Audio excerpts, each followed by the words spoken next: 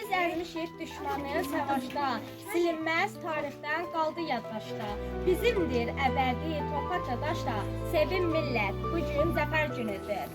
Aşacaq igidlər əngəl olsa da, verməzlər igidlər bir qarış torpaq.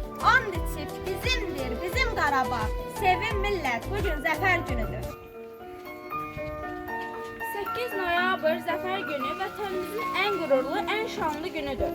8 noyabr Zəfər günü İgid Azərbaycan ordusunun əsgərlərinin qəhrəmanlığı, şəhidlərimizin qanı, xalqımızın birliyi ilə yazılan tarixdir. Bu zəfər torpaqlarımızın azadlığı, millətimizin yenilməz ruhunun rəmzidir. Əziz Azərbaycanlılar və Üsbulaq kollektivi, Zəfər bayramınız mübarək. Qarabağ Azərbaycandır.